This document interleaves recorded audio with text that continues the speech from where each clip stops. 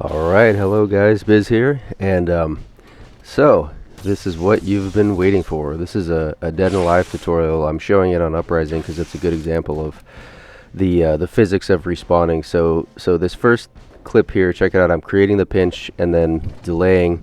So what happens when you create the pinch and you don't let your partner respawn is that in a certain location on the map, there's a preloaded biped player that you're going to become, and he's suspended there because he can't spawn with you due to the unavailable space.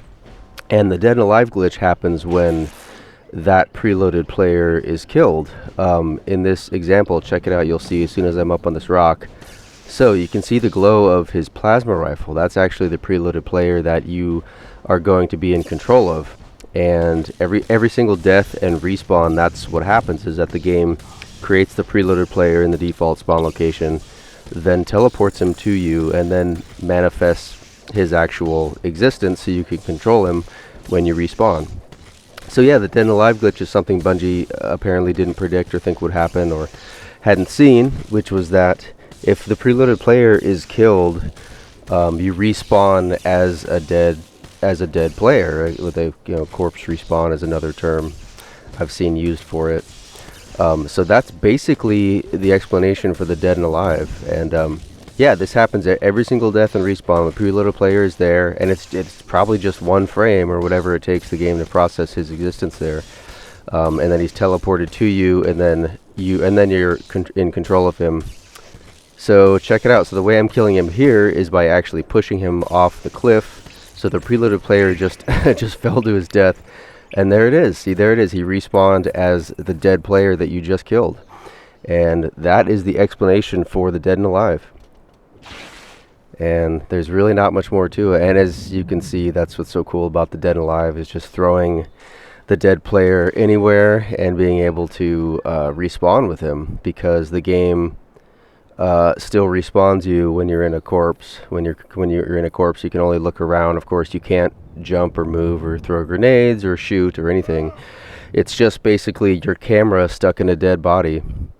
That's probably the most simple way to look at it. So looks like there's a glowing plasma rifle here. I'm not really, I guess that was kind of a side benefit to this clip.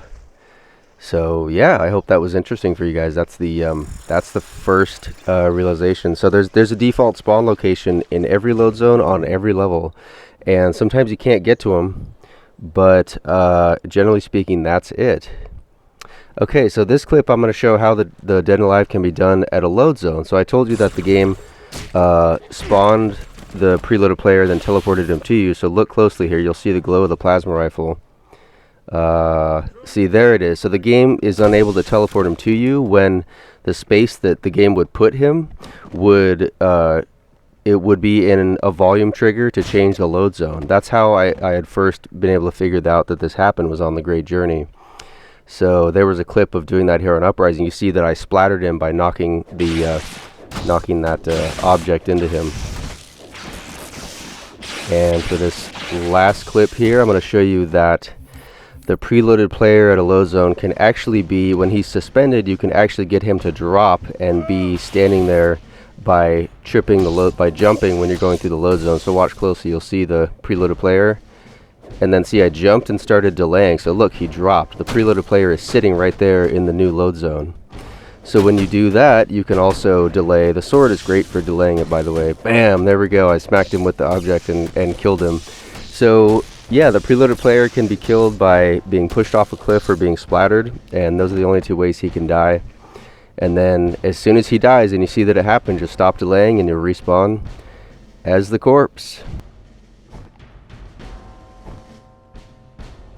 Alright, so here's another interesting clip where what I'm showing here is that you can see the preloaded player is somewhere, and there he is, and I've suspended him, I'm delaying, and a brute shows up, and what I'm showing here is that when you're being threatened by an enemy, the game will not see the preloaded player still standing there. The game won't spawn him near you. So that shows that that's part of the delay. Now keep in mind that an enemy being near you won't produce the preloaded player at the default spawn location. But example, like once he's here where I've got him stuck at the load zone, the brute being close to me, is preventing him from respawning.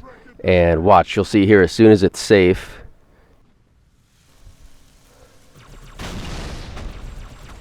the game allows him to spawn. That was cool to see that directly happen. Okay, so here's another clip at a load zone. And what I wanted to show here is an interesting effect. So you can see the player suspended. So look on the bottom screen, the third person, you'll actually see that the preloaded player is holding his weapons. And when he gets killed, if you kill him correctly, you'll see him drop his weapons. In a second here, you'll see that. So see, there it is, a plasma rifle and a plasma pistol and his grenades. So he has everything that he's going to spawn with. And I also got, this is weird, I got some, see that weird launch like spawn? I don't know what that was, but anyway, interesting clip there. Okay, before showing this next clip here, I did want to mention that you can get a checkpoint with the preloaded player as long as you obviously aren't delaying, or there's an enemy near you or some other source that's stopping the checkpoint from happening. So keep that in mind. If it's due to the pinch, you can get a checkpoint with the preloaded player in the pinch. You can get it suspended at the load zone if it's based on the direction he's spawning and placement and all that kind of stuff. So just wanted to point that out. And this next clip is very interesting. So watch, the preloaded player got killed and he's laying in the volume that would change the volume trigger that would change the load zone. And see, once that happens, the game won't let him spawn until the angle changes and it's correct. So look, I'm not delaying and the dead preloaded player is laying right where I'm looking. So he's laying on the ground there. So again, getting back to that same idea of him not being able to respawn. And then check it out, as soon as the angle was right, I guess somehow he was able to go through and skip it. So I thought that was an interesting effect.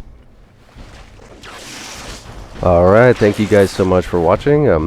I hope that you found this video cool and interesting, and that you're able to reproduce the Dead and Alive for yourself. Yeah, it's cool to get this up on the channel and to finally be able to make this video with all this footage I have. You know, it's something that we've worked on for a while. Definitely a shout out to Harc and LDG for helping me understand it, and there's a lot more to it too. There's more to show. On my channel I want to show a lot more default spawn locations. There's a lot of them where you can kill the preloaded player or get to him, and there's a lot of fun places to explore once you're able to do this. That was kind of the whole point of figuring this out, was being able to spawn with your dead partner and explore places you normally couldn't reach. So anyway, enjoy this last clip here. This is what happens when the Dead and Alive player triggers a cutscene. So look closely during this cutscene and you'll see something funny. So thank you guys again for watching and subscribing, and take care.